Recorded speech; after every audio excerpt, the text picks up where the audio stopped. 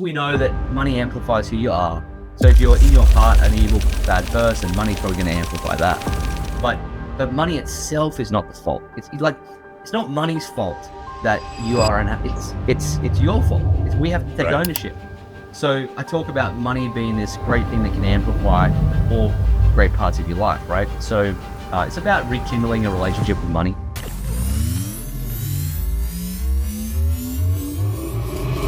Welcome to Unleash Success. My name's Corey Corpodian.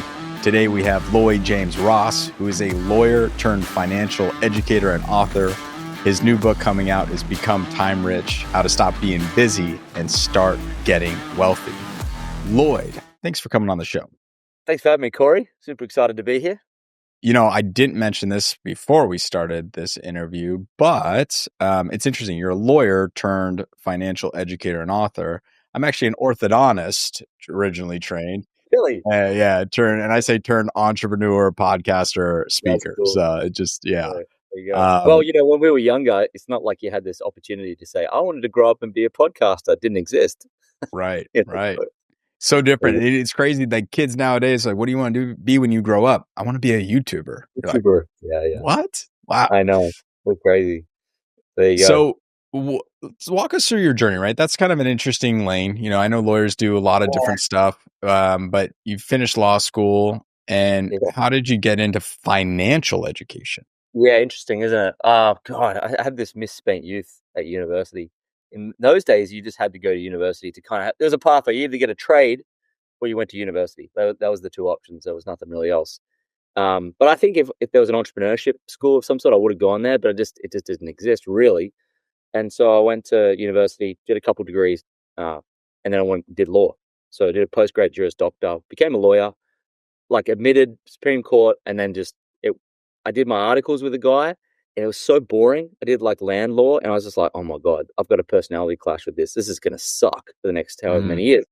So I was like, I need to get, and so this was in 2008, the GFC came and effectively just decimated the world economy. And at the time I'd left law, I was in Sydney walking around trying to get into investment banking because, all the bankers make all the money. I was like, I need to make money. Like, I want to make money. Yeah. So I was like, and I was in Sydney, and then Bear Stearns collapsed, in August that year. And like all the investment banking jobs just evaporated. And so I was stuck. Like, what am I going to do? And there's a guy I met in a bar, went randomly, and he had this job available in Abu Dhabi, of all places. And back then, I didn't know where Abu Dhabi was on the map. And he said, that they're kind of recruiting some younger people to build this Formula One circuit on Yas Island in Abu Dhabi. And I said, great, sounds good. He said, do you want me to hook you up? I'm like, yep, sounds good to me. So he gave me a hookup, and I actually went on the plane as I was flying over to Abu Dhabi to take this job. Epic job for a young guy, like Formula One circuit, hotels, theme parks. It was dope. And no tax in Abu Dhabi. And so that was exciting. And so I'm going onto this island, and 23, I think at the time. And I just had, they call it imposter syndrome now, but I was like, oh my God, I have no idea what I'm doing here. And I didn't even know where Abu Dhabi was on the map. So that's kind of what got me into real estate. But when I was there, I noticed that a lot of the people who are, pretty sought after were the guys doing all the financial models and financial feasibility studies for all the developments. So I remember telling my boss, hey, can I do some training on financial modeling and get into this area? And he said, yep, no worries. So I did that, and I started to I wanted to learn finance and numbers because they frightened me. And I'm the type of guy that if something scares me, I prefer to lean into it than run away from it. And so I was like, oh man, I hate math, and but that must mean I've got to go be good at it, because if I hate it, most people probably do. And if they hate it and I'm good at it, maybe they'll pay me more. And so I went and started this thing called the CFA Charter. Have you heard of that? The CFHR? No. The CFA Charter. Oh, CFA Charter. Sorry. No. What is that? So like I have an MBA, right? And it's pretty sort of that we used to sort of. I don't know what they're like now, but now is the thing you got when you wanted to get into bigger, high echelons in the corporate world. So when I was on this project, a couple of the financial analysts had this thing called the CFA Charter. I was like, what the hell is that? And it turns out the CFA designation, which stands for Chartered Financial Analyst, is the highest degree in finance you can get in the world. And to get it, you have to self-study for 20 hours a week for 6 months and then sit a 6-hour exam, closed book, Wow. and it's only offered once a year. And if you get sick on that day or you fail, you got to wait a whole nother year to sit this exam, right? And it's brutal. Equities, financial statement analysis, business statistics, bonds, equities, derivatives, flip every single terrible subject you could possibly imagine. And these books rock up at my house, and it's just like they're stacked, boom, boom, boom, boom. And I was like, oh my God, what have I got myself into? My roommate's like, dude, what are you doing? And they're all partying in Brazil and fucking, they're like just flying all over. And I'm stuck in my office in Dubai when I moved to Dubai, close to Abu Dhabi. And I'm sitting there after hours just going through all this stuff. And they're just like, you're a psycho. What are you doing this for? And I went to the first exam and the pass rate is like 30%. Wow. And I remember sitting this exam, 6 hours, came out, and I failed. And I was gutted because of all the time and effort I put. Then I went and I did it again and went to the second time and I failed. There's 3 levels to get through. And I failed again. I was like, ah. And then I remember talking to my dad and he goes, man, you know what you got to do, don't you? I was like, I got to go back. He's like, yep. And so I went back the third time and I remember I got the envelope to my house to see if I passed. It's like opening this flipping envelope was like, my heart starts pounding. My wife's sitting next to me, my now wife. She wasn't my wife then. I open it up and it says pass. And we just flipping, just explode happiness and joy. And then, went to the pub for the rest of the day and had beers. But then past level 2, got to level 3. I ended up pulling out at level 3 to go build a business because I wasn't in corporate anymore. But that's how I kind of got into finance. And the reason I did is because I wanted to be an investor. In my heart. Like, I just like, I want to be like Warren Buffett. And that wasn't the path, but it taught me a lot of financial analyst skills. But it wasn't until I picked up all these books above me here, you can see. Oh, wow. I self-learned investing from that point on. I had the skills of being an analyst, and then I started to get into shares at, my mid-20s. And I had this goal or this dream of building financial independence through investing in shares, like Warren Buffett. I picked up a Warren Buffett book and fell in love with value investing and just self-taught from that point on. And now we have a multi-million-dollar share portfolio that I built from scratch. Just incredible. Yeah, so that's a very long answer to your question, but that's kind of how I got into finance. And I think a lot of people go into entrepreneurship because they want financial independence. They want freedom, right? And, money is a vehicle. It's a tool. It gives you the ability to do what you want. So, but, building a portfolio for freedom is one thing, but now you've become an entrepreneur as well. Did you build the portfolio first, or were you an entrepreneur while you were building the portfolio? So I started building the portfolio, and like everyone who builds a share portfolio when they're in a job, you have pardon the pun, but a penny drop moment where you realize I need to get more money, because if I'm just saving $10,000 a year, this is going to take me forever to get to a point where the portfolio is paying you passive income. So I had this moment like, oh man, this is going to take a while. And then at the same time, after 4 years in that job in Abu Dhabi, everyone got let go, made redundant, and I was still there, but there wasn't anything happening. And I felt like I wasn't growing, and I felt capped in that job too. And I remember I had enough money at the time to write my resignation letter. And I just felt my heart wasn't aligned to corporate world. I was like, well, I'm boxed in here. And it's like every entrepreneur they say every entrepreneur is born from a bad manager. And I happened to kind of be put under a really bad manager at the time, from a really good one to a really bad one. And that was kind of like the nail in the coffin. I was like, well, I'm out. And I wrote my resignation letter. And that's the day I realized that money can buy happiness, because I had enough cash to make that decision. Whereas a lot of my friends, they had mortgages, cars, book debt, and they had the golden handcuffs. They were stuck there.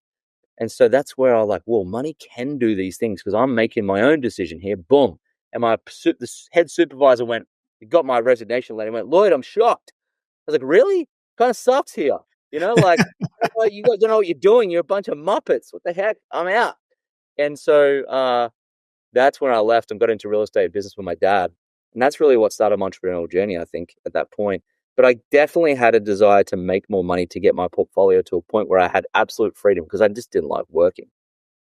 You bring up something that a lot of people feel though, and that's this, we're stuck and golden handcuffs. So many people have that where you're just making so much money. Did you have the money when you wrote the letter of resignation, or I had was it I had close? 40 I had $40,000 saved And up. you were like, that's enough. I'm not, yeah, I was enough because I was only 20 something, 28 or something. And so I was like, it's enough. And I had my girlfriend at the time. I said, I'm going back to Australia to get into real estate. You want to come? She's like, hell yeah, let's go. Came back. She's now my wife. So that was good. But I noticed I needed to get into some small business. And the only person I knew I could do that with was my dad. And that's a whole nother story because I got back and into a baptism of fire. I jumped out of the frying pan into the fire because I got back into that real estate business and it had just been absolutely decimated by the global financial crisis. So we had to rebuild it together in 7 years. And it was like, it taught me everything about resilience and perseverance in a business. So that was good. I want to get to your dad because that's definitely got to be a great story. Just what you Yeah. learned from him and stuff, but also to your first book, which is Money Can Buy Happiness. Great title, first of all, just because everybody says money can't buy happiness. That's what everybody says, but your book says money can buy happiness, and you said that's the reason you believe that is because you were able to write your letter of resignation. Walk us through just like a little bit of that, and what that really means. Well, I didn't write that book probably until 4 years ago. So I'd actually, after the real estate business, I'd built a side hustle in network marketing, built up a couple $1 million in profits, put that into the portfolio, and I effectively built financial independence. It took me about 7 years. And I read Tim Ferriss's book, The 4 Hour Workweek, and that kind of really instilled this whole idea that I could do that. And that's when I decided to write this book because, people say, how long does it take to write a book? And the reality is it probably took me 20 years from when I left school to when I probably did it. So there's a lot of water under the bridge you have to have before you feel like you can write a book to help people. But yeah, the notion of money could buy happiness. I grew up with a very good money mindset in terms of the psychology of money. So like my dad didn't walk around saying it didn't grow on trees. He never once said it didn't buy happiness. And he never said that it was a root of all evil. No one in my house ever said that. In fact, it was the opposite. My dad used to say things like, money makes you hands. And all these things, like he had like the opposite of these things. He said, it's not the only thing, but it's right up there with oxygen. I was like, okay. So like I had all these kind of fun quips around money. So I had a good relationship with it. I thought it was important to get it. And so when I wrote the book Money Buys Happiness, I wrote it because a lot of people throughout my career building a business in network marketing specifically, I noticed a lot of people making a lot of money that had a terrible money mindset. And it's just people at large. And so I came out of this bubble of like, I knew how to kind of manage money. A lot of engineers I work with knew how to do it. Pretty well-to-do business people knew, but the public at large, like most people don't. So when I discovered that, how I discovered it was I went through a boxing program to a couple of boxing fights. And my boxing, I guess you could say coach, but became friend and mentor. I was teaching some of the guys in training about money at the end. And he said, man, you're really good at teaching people this money stuff. You need to write a book. I was like, oh, God, that sounds terrible. What do I need to write a book for? He said, well, I wrote one and I'm not even that good at writing. I'm like, fair enough. So I started writing this book to just encapsulate these mindsets that I carried that most people didn't. And the catchy title is so that people get triggered by it and lean into it. And so, yeah, Mhm. if people do get triggered by it because they have an opinion about whether it can or not. And of course, we know that money amplifies who you are. So if you're in your heart an evil, bad person, money's probably going to amplify that. But money itself is not the fault. It's like it's not money's fault that you are an. It's your fault. We have to take Right. ownership. So I talk about money being this great thing that can amplify all great parts of your life, right? So it's about rekindling a relationship with money. But I remember when I wrote it, the ghostwriter at the time, I had a drop dead deadline on the 1st of December to have this thing done because we were launching and we had everything in place to launch. And it was like the team was ready. It was like happening. Yeah. And my ghostwriter, she had the book title for 90 days. And I said, hey, just shoot me some updates where we're at. And she sent me one paragraph. And I was like, oh my God, this ghostwriter is terrible. I'm dead here. This sucks. And I remember thinking, I can tell my team, like, we have a problem. The book's kind of like, hasn't been built out, and that was my fault because I just didn't understand how to delegate to a ghostwriter back then. So I remember calling my buddy up. I said, "You wouldn't believe it. The ghostwriter's written a paragraph and it sucks, and we got to launch." He said, "Well, you know what?" This is the same guy that told me to write it. He said, "You know what?" I said, "What?" He goes, "Sylvester Stallone wrote Rocky 1 in a day." I was like, "Ah, ugh." and and it's true. He did. Like Sylvester wrote the script, I think, in a night. And so I was like, okay. So he's challenging me to step up. So I sat in this office here, and I sat in here for a month and just sat and just pushed it out, and it worked out to be really good. It's funny, I think maybe one of the reasons that, and this is just my, maybe the ghostwriter sucked and that was just period, but maybe your ghostwriter couldn't get around, and this is kind of what my experience was. Maybe they couldn't get around the title. They just didn't agree Yeah, with it. that's true too. Right. When I wrote my book, Emotional Fitness, I had a writing coach, right? And I wrote a lot of it, but I'm not a great writer. I just didn't, it's hard for me to get the thought clear across. It's easier for me to speak it. Yeah. And what was so interesting was she would rewrite stuff and I would read that and be like, no, that's not it. We were missing the underlying belief system that I had. And she was literally ingraining her own beliefs into it to the point that, and she forced me to write my book, but to the point that I had to literally just everything she would do, I essentially rewrite it all. But what was great was I sent it to her, then she would add some stuff and then send it back to me. And it forced me to articulate my ideas in a better way. Yeah. Because it was triggering you, right? Like, it got the emotional, spiritual punch that you need in the book, right? Well, you were just like, wait, no, that's not what I'm saying. That's not it. You're not getting it. And like exactly what I want the reader to understand. Yeah. She was prompting you well. Yeah, she sure was. It was an expensive prompt. So you talk about the relationship with money. And before we get into kind of how you built your businesses, I think it's important to understand the money mindset. So many people today, even entrepreneurs that I talk with, have different beliefs about money. Yeah. And some of them have these great beliefs like you talked about. Super lucky your dad raised you that way. And, I talk about beliefs all the time. But how do you help people shift their belief about money? Yeah. God, it's such a good question. I mean, and they come up and people get dragged through the mud when they're kids when it comes to money, depending on their household and their events in their life. So like anything, a relationship with money is developed through events of the past, the emotional charge around that event at the time, which anchors us to it and creates the synapses in our brain that creates fear or scarcity, whatever it might be. And no one's immune to those events because we all have them. It's just how do we respond to them, I think, is the most effective. It's probably the most important thing. So what I've noticed is that obviously parents, school, programming though too, like, when we're kids, we grew up with shows like The Simpsons. And in that show, the villain, who is Mr. Burns, I believe, really, he's rich. And if you look at all the other movies out there too, the rich people happen to be the evil ones. So that type of programming is kind of wound into us at a young age.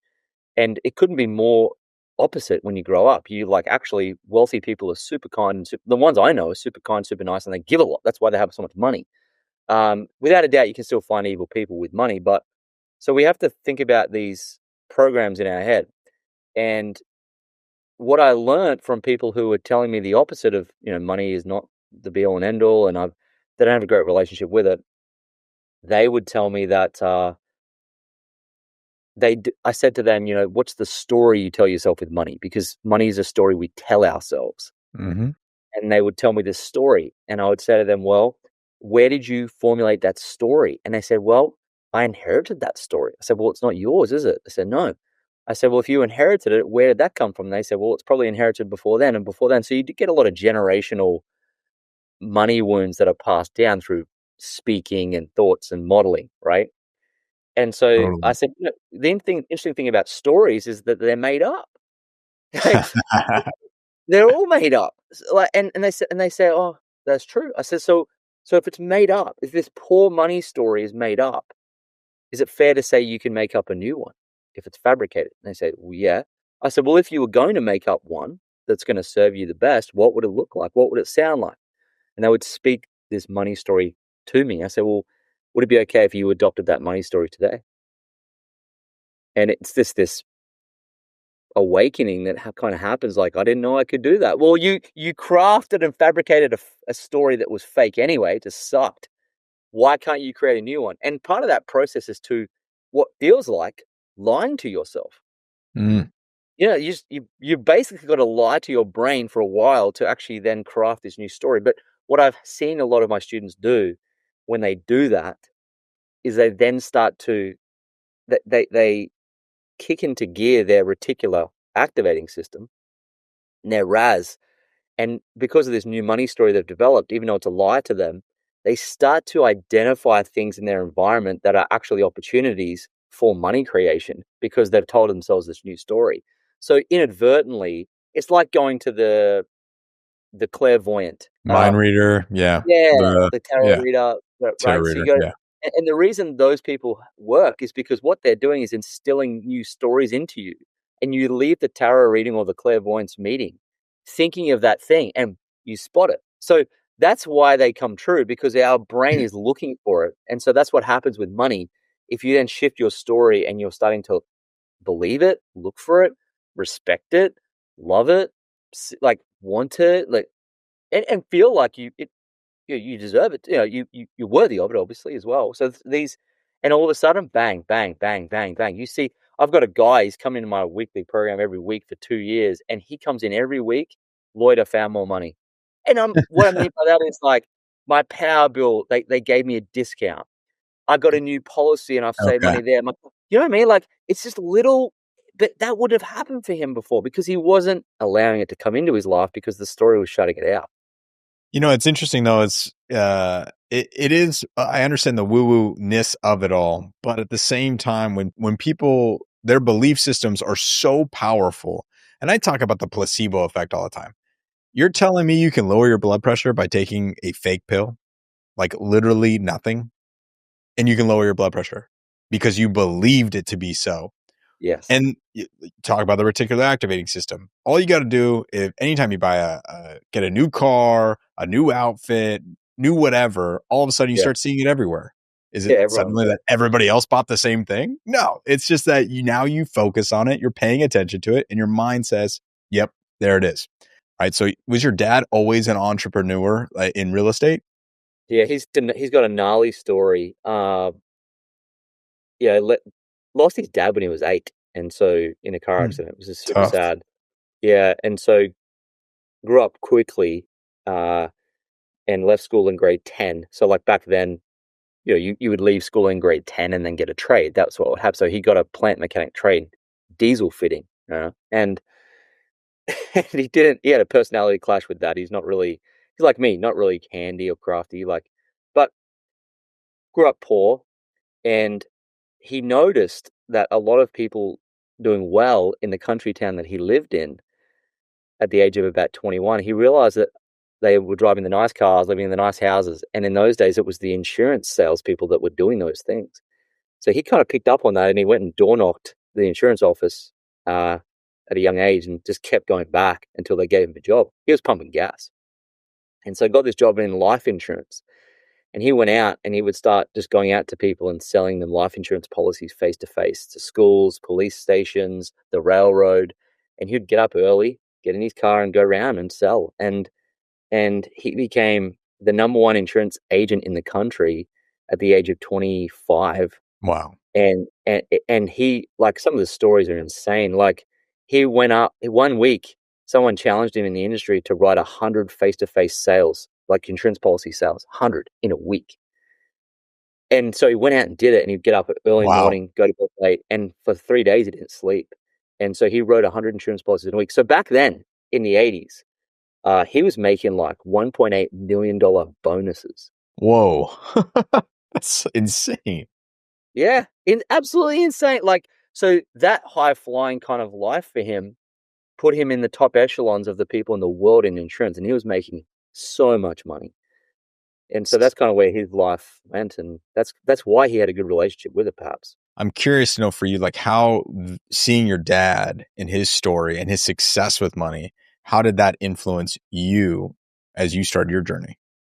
I guess it's like it gave me a benchmark. So it gave me something to chase, like, oh, that's that's the levels I've got to get to. I see, because every young man aspires to be like his dad, and if Hmm. he's even if his dad's not that good, like, they still aspire to be like their dads, so that's why it's so important to be a great dad. And so I was like, oh man, there's some big shoes to fill here. So it's like, oh, I got to step it. And so I had this innate desire to step into that greatness that I was get as close as I could.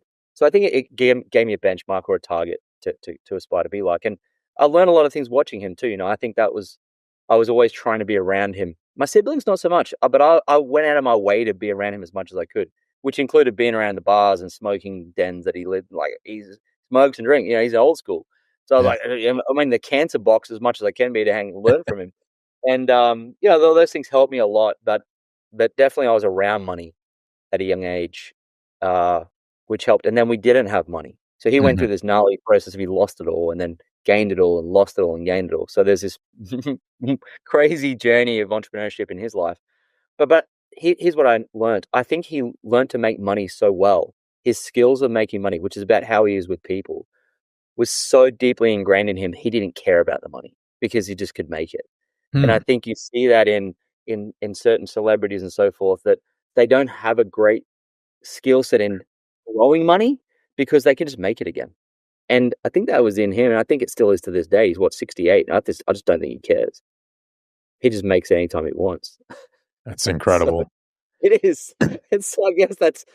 But I'm different, and I think from what I've learned in that journey with my dad is, and I did an episode with him, a 4-part episode on my podcast. I learned where he went wrong a bit with the money in terms of the growth and investing part of it. So I tried to fill that gap myself. And so I've learned to make it, but at the same time, I'm keeping it and growing it. So I've tried to find this balance, because as an entrepreneur, it's really hard to keep it and grow it outside your own business. Like, entrepreneurship is risk taking. It's kind Yeah. of like the opposite of what a good investor is. And so I'm getting pulled in both directions here. Like, don't take a risk, take a risk. So I've tried to keep it fairly balanced. I think that's what's been great about having him as a role model, is where can I do better? Yeah, that's a great story. Again, a lot of similarities. My parents made a lot, lost a lot, made a lot, Ah, lost a lot. And everybody's yeah, story can be either a warning or an example, right? And in yeah, my parents' case, it was kind of both, right? And I was like, wow, because they were great salespeople, great yeah, entrepreneurs. Like, my dad worked in corporate America, went out on his own, came back, then became a loan officer. They started investing in real estate, and then they, lost it all in 2008. yeah. And, super tough, but you learn about human resiliency. You learn about that emotional fitness and how to come back from Oh, failure.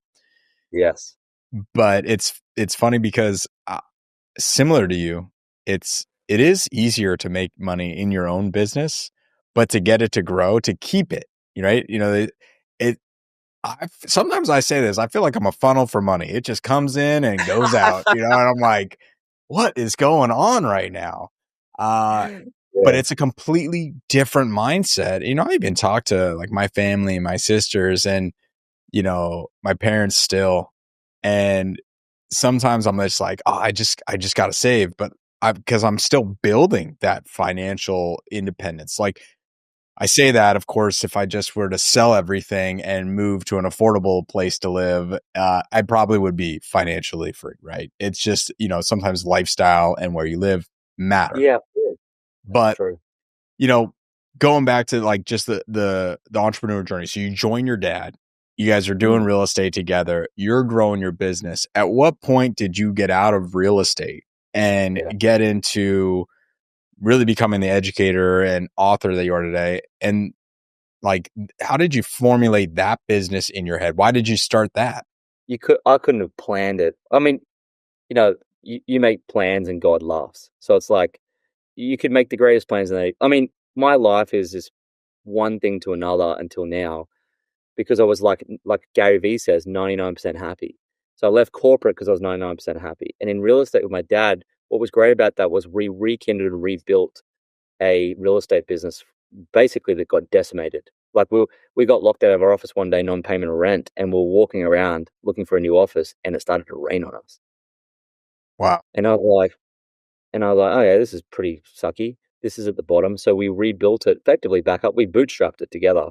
And God, yeah, it was a whole story by itself I could go into. But bottom line is we it came out of that and rebuilt it back, and we shifted the marketing and Facebook ad. We shifted everything. We had to. We pivoted big time. If you're forced to pivot in business when it's all with the chips are down, as that was happening, we kind of got our footing, and it was starting to get a bit of momentum. And at the time, because I was doing that CFA charter level 3 still, so I was still studying part time, running this business 6 days a week. What happened was I was thinking to myself, God, I am making okay money, but I would like to get more, because in back of my mind, I still had to build that share portfolio, and I could build it. I guess I had it to about 600 grand something. And I was like, oh, I just want to get it. But I want to be independent. I don't want to work anymore. And so I was like, what am I going to do? And when you start to think about things, you don't have to force it. You can just start thinking. And again, bit of woo woo. The universe kind of throws opportunities at you, and you either pick it up and run with it, or you ignore it. And this particular one was random. It came from my sister, older sister, who's a nurse, no business experience. And so she hits my wife up with these nutrition products. And I jumped on too, because I was out of shape, because I was working so much, didn't take care of my body. It was just, I was a different guy. And I started getting results. I started putting better food in my body. I started getting great results. And then I got such great results, I went on to win a bodybuilding competition. So thinking, running a real estate business, I'm studying for my CFA charter, and I'm now competing in a bodybuilding comp. And I was like, okay, what's going on? And then what happened was we discovered that we could market these products we were using. And my business brain just went, whoop. What? You can make money? And I had to catch up with a guy, a physiotherapist who I knew from school. He was doing it and he was making money. So we had a coffee catch up. My sister organized it. And my wife and I are sitting there having breakfast with him. And I asked him, I was just asking questions. Hey, man, is this a good thing? Is this a good side hustle? And he said, yeah. I said, well, how much money can we make? He said, well, last week I made $8,000. And I just went, oh my goodness, that is worthy. Like, holy crap. So I was trying to decipher whether it was worth my while, whether the juice was worth the squeeze to put my ladder up against this, because I had all this stuff going on. And because I was using the product, I loved it. I was like, I can do this on the side from my phone. So I think I'm interested in this. This sounds good. Like, what else can I do from when I'm laying in bed at night to, like, what can I do when I'm in the bathroom to make money, So he said, you do this. So we started it, and it was network marketing. And to be honest, like, I didn't really want to get into network marketing. A lot of buddy friends in the past have done it, not made money. It's like, oh, well, whatever, let's just see. Because it was an asymmetric return. So, like, if we sucked, and I did, nothing bad could happen to us. That's what I loved about it. So I look for that investment. So I look for asymmetric returns, only upside, or massive upside, limited downside. And so I was like, let's just do it. So my wife and I got after it. So I'd leave work, go pick her up, we'd come and do some work on it. And we just did that for a while. And we started building this business, like a subscription-based nutrition business, from our phones. And once that it took us about 4 years. And once that got to about 200,000 a year, I had got this real estate business, running this side hustle, competing in bodybuilding, and doing my CFA charter. And I was absolutely cooked. I was like, oh, I'm done. I'm so spent. I'm like, I got nothing left. And like what happened, what we were talking about before with getting pulled in too many directions. So I had to make a decision. I had to eliminate something. So I walked away from that CFA charter I'd spent 5 years of my life doing. I was one exam away from finishing. Yeah. I'm not a quitter. I'm just not. And I'm like, oh, this goes against every morsel of my DNA. But I had to, because I said to myself, Lloyd, why did you do this CFA? And the reality was I did it because I wanted to move my corporate career up. And by that stage, I was an entrepreneur. So I was like, this doesn't make any sense anymore. So I made that really difficult decision to walk away from it, and it hurt. But then it allowed me to build that other business more, and allowed me to position ourselves to leave. And I actually had a really hard conversation with my dad after 7 years of rebuilding this business. We went downstairs. He knew I was doing well in the other business too. And I said, Dad, I got to go. I got to leave. Oh, man. It was it's like breaking up, like, conversation, like, you know what? I understand. And what an awesome dad. And so we just left the real estate. My wife and I, at that point, got on planes and we went around the world building this business. Like, we went everywhere. And it was so sick. And so you were building the network marketing business at this point? Yes, because I built that while I was in the real estate business. And it got to the point where I'd making so much money with it that I didn't have to be the real estate guy anymore. I didn't have to wear the suit. And do 9 to 5 in an office anymore, which is what I really wanted. So that was in 2018. Wow. So to answer your question, how we came into this education business was 2 years after doing that is when I started that boxing program. And I'd already had financial freedom at that point. My portfolio was bringing in enough passive income to pay for our rent and lifestyle. And the network marketing business was enough it was enough. We had it. I mean, we had it. I wasn't doing much. And I was 30, 36, 37, and I wasn't doing much. And that was great. And I'd done it, made it, so to speak, financially independent. And I'm having a run with my boxing buddy, my friend who got me into boxing. He said, you know what? He said, why don't you have more businesses? I was like, are you kidding me? I don't want to be busier. He said to me, when did you decide that getting another business meant you had to be busier? I was like, what do you mean? He said, well, Tony Robbins has like 70 businesses. Mm-hmm. And he just said to me, you're not playing big enough. He pulled me up one day. We're training for this 100-kilometer ultra marathon together. And that was brutal in itself. And I said to him, and he said to me, can I have a conversation with you? I said, yeah. Like, he's such a great dude. He said, you're undeveloped. I was like, what? He goes, there's way more in you. You're not playing big enough. You're just not. Like, there's more in you. What are you going to do? Like, you can't just do network marketing and have an investment. Like, you're only in your 30s. Mm. And I was like, okay. So he said, here's what you need to do. You need to write a book. You need to do this and maybe do this. I was like, cool. So he gave me all these ideas. He's just such a great mentor. And so turned out his son was like this amazing marketer, especially with online marketing and Facebook ads. In fact, he was so good that at 15, there's a Pizza Hut closing by where he lived. And at 15, he put on a party for them, ran Facebook ads to it. And the party was so successful. There's 20,000 people at this party for Pizza Hut. It was so successful that they reopened. It was a closing down thing. And they reopened. So like, here's this young guy doing this and he wants to latch onto That's someone hilarious. like me. And so we collab. We come together through my friend. And so we collab on this book and this courses and this education business. And we started it right at COVID. And we've scaled it like so rapidly in the last 4 or 5 years. It's become a super, super powerful, fun, great business. And that's the books, the courses, the education. And that's how that came about. It came about accidentally almost. Hmm. But you know what? I couldn't have done it without all the other previous stuff that I did. Like, you can't write a book and not tell us, hey, this is how I became financially independent in my 30s. So I had to do the hard stuff first before I could write about it in the books. I think that makes That's why I love reading books, is you get people's life story in a few hours or a few hundred pages, and you're able to learn from them and their mistakes. But, yeah. It takes a lifetime to create that. So, yeah. Yeah. You know what it's like. You authored Emotional Fitness, the book. I mean, you wouldn't have done that unless you'd been through some emotional roller coasters. No. And it's crazy because I wrote it. I actually competed in men's physique for several years. And so that was something that I was really into as well. And, just like bodybuilding was this way of training, physical fitness. But I realized my mind, my mental and emotional fitness was garbage. And I said, sometimes I'm my own worst enemy. So what do I do? And you talk about money mindset. It's the same thing, right? You're telling yourself this story about your life. And so, 6 months later, I did some seminars, I read some books, but people were like, Corey, I went to those seminars, I read those books, but I didn't get the results that you got. What's the difference? What's the secret? I was like, I don't know. Like, I'm just doing this for 6 months, but I realized it's like training. I took something, I practiced it over and over again. I repeated it daily. I made it my own. And then I was like, yeah. And so I started talking about it, but then I was like, what's the fastest way to spread the information? Was write a book. But when you talk about just also to getting into this information age, Facebook marketing. Yeah. 2020 was obviously a great time to grow a business like that, but we're in 2025 now too. So what's your business been like over the last 12 months? And, how have things changed for you and how are you adjusting to that? There was a lot of traffic online in 2020, 21.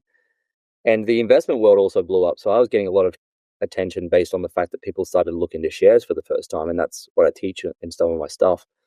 And so I realized that a lot of that CFA charter stuff that I was learning back then, sitting at my desk in Dubai while my friends were partying, was now coming in handy. That was good. And so I think we had a lot of, we hit the market at the right time. But when you start a business, it's not like you start it and just beautifully flows up. It's like we did the books and the courses. Then I realized I needed like a premium value offer to go into that to actually then take people to the next step because they wanted more. So implementing that, creating that. I didn't know how to create that. You can't just go to school and learn that. So I had to figure out how to do it. And then we had to then scale. And so what scaling looks like is, we had to go from, 10,000 a month on ads to now 100,000 a month. Like, how do you go from 10,000 a month on ads? So we had to figure that out. And now, thankfully, it's a team sport. So like, what actually allowed us to scale was, I was in my office here, which is where I run 4 businesses from my cupboard, which is what I love. And I'm like in a cupboard now. It's in my latest book, and I love the fact that I'm doing that. But it's interesting because I had the network marketing running that. Then we had this new business running that. And as we're scaling it, I noticed I was doing the sales myself. So Jay's doing all the traffic and the marketing and stuff in the funnel, and I'm doing the sales. And like, we'd have big months, be fantastic. This is great. And then I had to go away for this network marketing conference or this holiday that we won. And all of a sudden I leave, and then the sales drop. And so you see that the linchpin or the bottleneck in your business pretty quickly. And so I knew I had to outsource the sales, but it's not so easy to delegate and outsource big things in your business. And that's what prevents people scaling their business, is they don't actually, they want 100% of the grape, but it's better to have 10% of the watermelon than 100% of the grape. And so I had to then figure out, well, who do I want to, if we're going to build a watermelon, who do I want to be the other 80%? So I got Jay and I building it together. So he's a piece of the watermelon, but I had to get the sales to become a piece of the watermelon too. And so a buddy of mine referred me to this guy, and I was reluctant to outsource the sales. It's such an important part of the business. And when you're good at it, you also have an ego problem. So like for me, I was like, I'm actually good at this. What if no one's as good as me? And that's what prevents people delegating too. They think they're the best. And that's not true. There's so many more people better than us out there. And so my buddy said, hey, have you outsourced your sales yet? I said, no. He goes, oh, I have. I said, how's it going? He said, well, I was at a friend's birthday party. He texted me. I'm at a friend's birthday party having a couple of beers, and I just did 3 sales. And I was like, I want to be at a birthday party and make sales. So that's painted the vision for me, and I just made the decision. But when I made the decision to outsource the sales, to scale it up, I happened to be on a friend's yacht in the Sea of Cortez in Mexico, and we were just leaving La Paz harbor for 6 days, and the internet, the 4G just disappeared. So I had transferred the sales to the team to outsource it, and I just shut out for 6 days, no contact. And I remember coming back on the boat, coming back into La Paz 6 days later, and my phone pings. I'm like, oh my God. I went to the top of the boat. I'm like, and then boom, open my Stripe account. Bang, bang, bang, bang. The sales. I'm like, oh, thank the Lord, baby. It worked out. But from that point on, I had found a team that was better than me at this, and the business just catapulted with this sales team. And interesting. Yeah, and that's when it really. Then we could spend more. So like it's chicken and egg. And even now, right now, we're at the business. We're at this place where we're spending a lot on ads, and we're having some great months in the business. But I'm also like, I've just recently made some big decisions to get rid of my profit again. So like, I'm now investing in the content, and that's a big move again. So what I'm learning is that every time you want to scale, you've basically got to take your profit for the year and spend it. And it's just, it sucks. It's hard.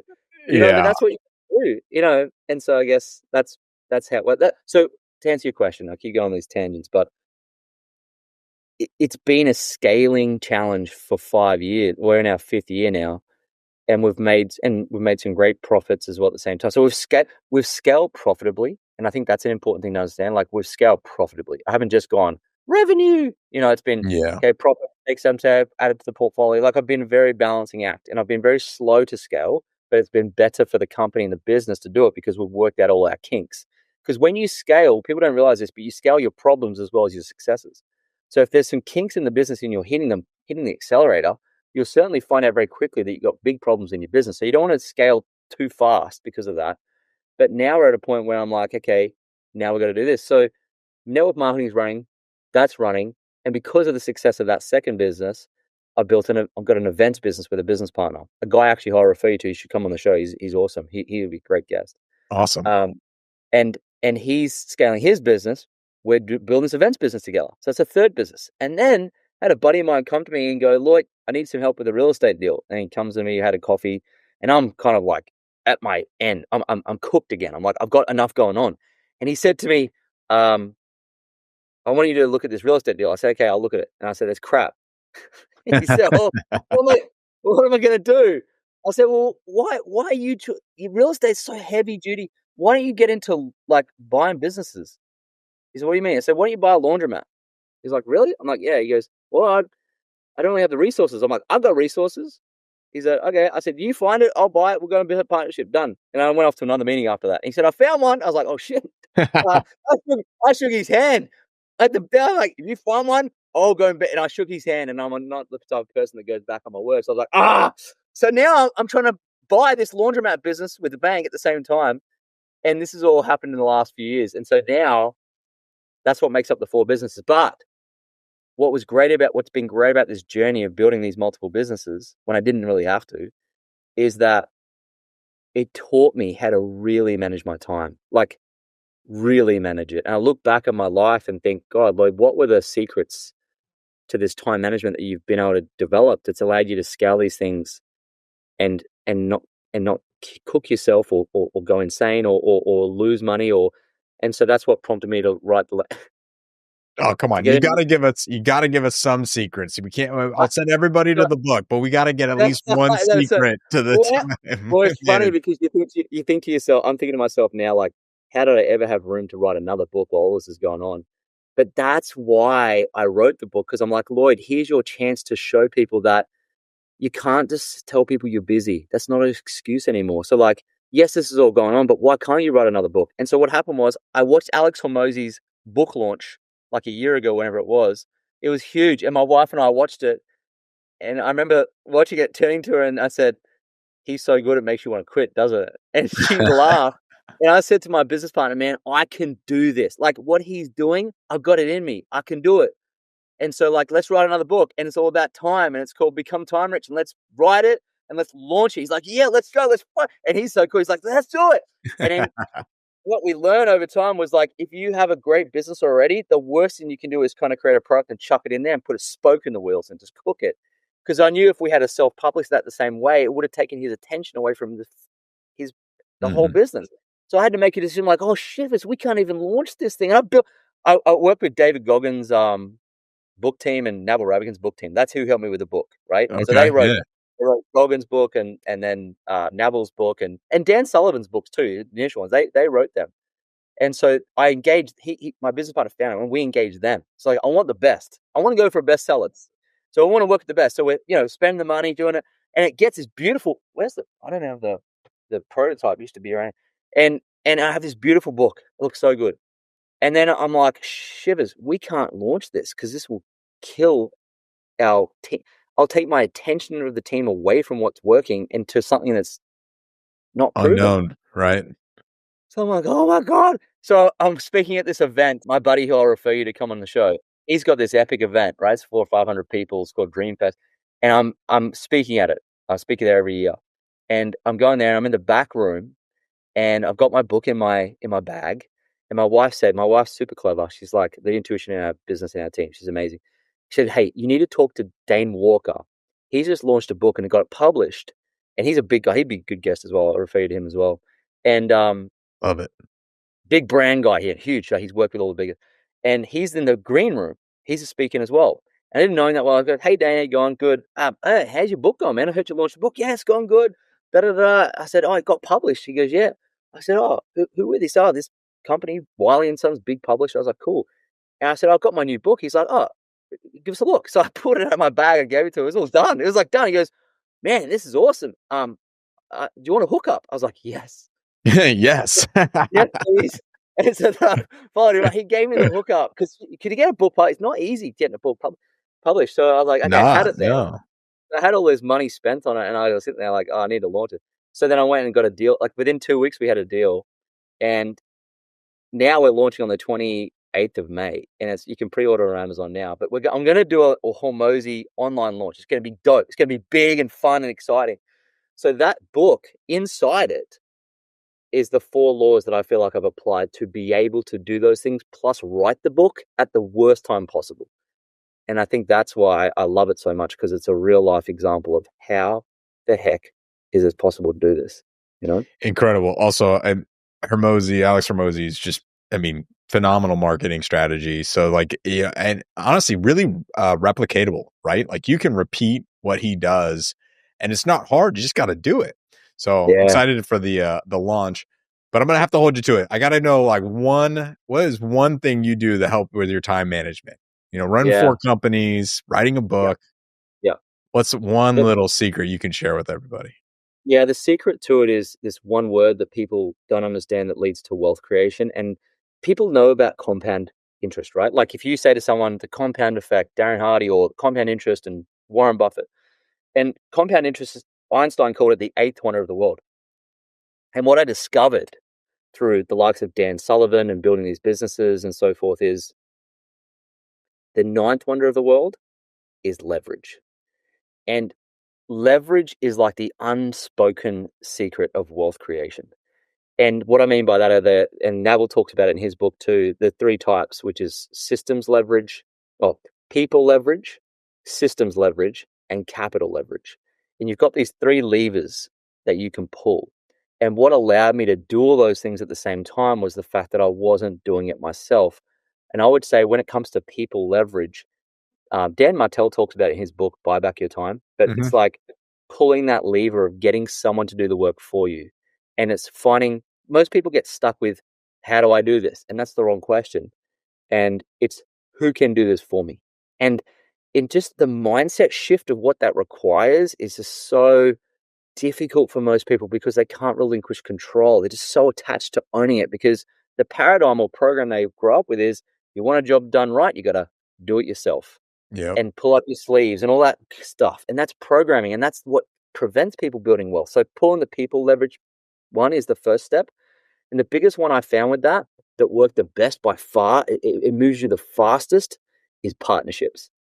Partnerships are like this deep secret in entrepreneurship that works so well, because in our business now, there's no way I could do the marketing and the Facebook ads and the sales and the delivery. I'd be dead.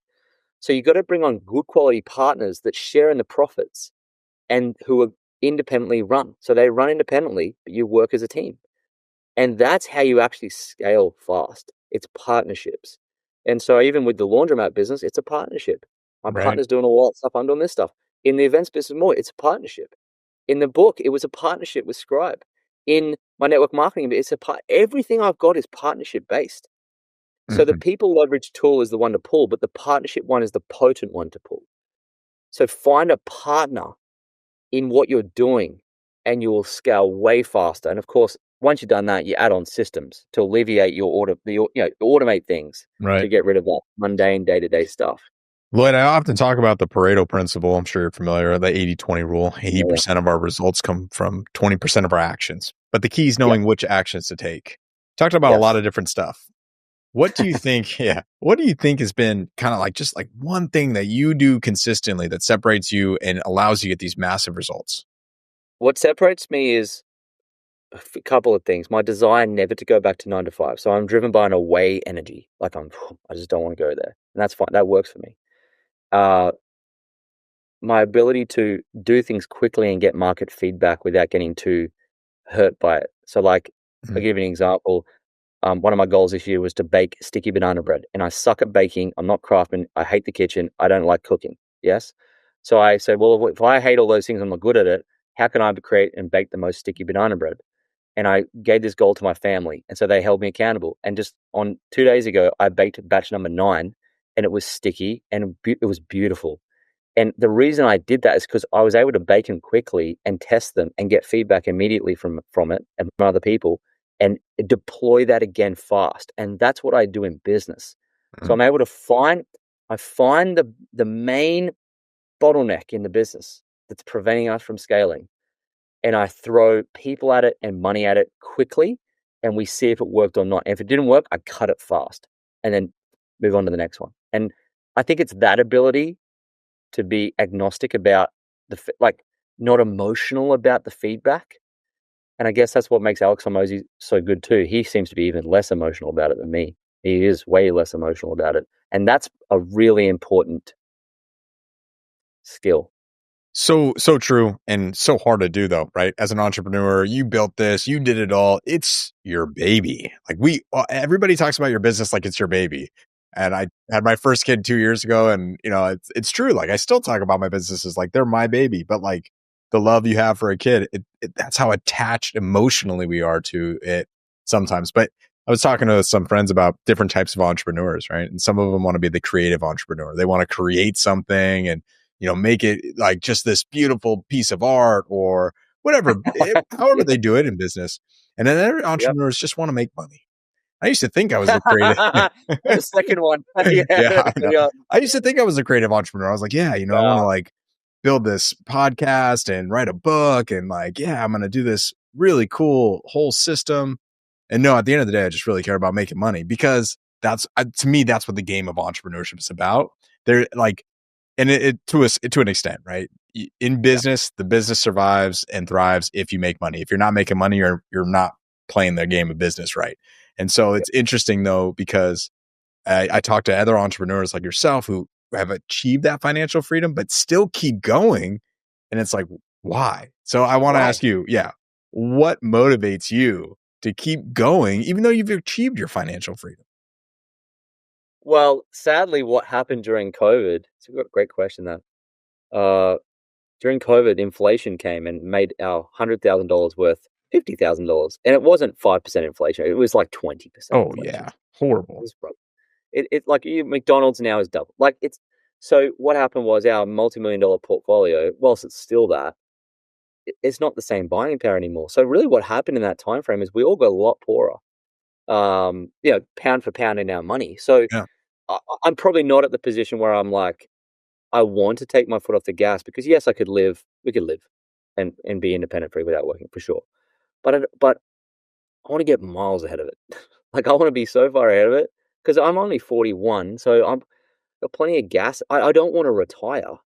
And so you start to realize there's only so many beaches you can sit on. My wife and I just got back from Thailand we're going there enough for another month. Like you can do a month vacation and run your businesses if you do it correctly. So that's all still available. And I never used to, I was like, why don't rich people retire? I actually think the same thing. Like, why wouldn't you just sit on the beach? It seems so hard. But you do get bored of that. And entrepreneurship loves the risk and it loves the adventure. And we love building things with people and winning. And that's all so addictive that's the game. So you do end up falling in love with the game. And so I would say that what gets me going is what's behind door number 4. What's behind door number 5? The curiosity of what am I capable of? Mm-hmm. How far can we push this? How can we play? What value can we give to people? I love giving value to people. I love the fact that we can write books and give. I love books. People have helped me, so I'm like, well, maybe I can help others. And I think my spiritual gifts of teaching and exhortation and influencing are so embedded in me that I can't switch them off. So we may as well put them to use and stay a person of value. And I think that it's that fulfillment piece that keeps me going, not the achievement piece so much. It's the fulfillment part. Like I get filled up, like what you do. You get filled up doing the podcast and writing the book and helping Totally. You get filled up, right? So it's like asking me to turn that off is really hard, but I've got it in a place now where it doesn't run my life. So like I feel like I'm in control of my time. I get to, like this morning, I got up at 5:30 this morning on a Saturday morning to talk to you. Yeah. I chose to do that. Not a boss, that's me. I'm like, this is what I want to do with my time. So that once you're in control of your time, you don't switch off because you are doing everything you want to do. And that's the ultimate goal. So it's not about doing nothing. It's about doing everything that you want to do. Oh man, I align with so much of that stuff. It's just, it's funny because I talk about like, I am definitely for the money, but the truth is you can make money. Yeah. You can make money though, doing a lot of different things. So why choose one or the other? Because like you said, podcasting, and I talk about this a lot lately too. It's like it's the RAS system, right? RAS, you put it out there to the universe, it's coming back. But podcasting brings energy into my life, while other things that might make money take energy away. So instead of trading that, I want to do things that do both, right? Bring money in and energy back to me. And so, Yes. it's like having these conversations with people I love. And honestly, man, you were great today. Just love this conversation. Appreciate you waking up at 5:30 in the morning. I forgot you're in Australia. That's fine. I'm used to it. I'm used to it. America is the land of the free and the home. Is it the land of the opportunity? And so, like, if I want to be talking to great people like you, I got to step it up and pay the price and get on there. Oh man, no, we appreciate you coming on, and I love this entire systems and processes, everything you've explained. Honestly, I mean, we've been on this for over an hour now, and I could definitely dive in more into like the Facebook marketing and building funnels and everything, and maybe we'll have to do a second one, really just about the sales funnel and stuff. But Sure. just to finish up, what would you say? What's something you would leave to every entrepreneur in your entire journey through entrepreneurship? What's one thing that you recommend somebody, make sure they stay focused on so that they continue to achieve the success and strive towards something like you did? Yeah, such a great question. The greatest mistake you can make is when something starts working is to stop doing it. So like what I would encourage people to do is, if you have a working business model or you've made some money, you've got your well, like you have it. It's there. You built it. You're getting water out of it now. Don't stop and go and build another well next door to it just because you feel like you're progressing more and you're building things. Let your well give you the water. Like stay with it. Make it a better well. Don't go off and make another one. And it lends itself to shiny object syndrome. But just if it's working, stay with it. Just stay with it. Stay with it. Not every month's going to be a record. Not every year is going to be a record. But if it's producing water, that means there's demand. You've just got to get better at building the same well and also getting more water out of it. Just stay with it. For 4 or 5 years, stay there. And then if it ain't working out, then look at something else. But stick around for a while before you move. I love it. Lloyd, thanks so much for coming on the show. Thanks for having me, man. It's been awesome. I appreciate it. Awesome. Absolutely.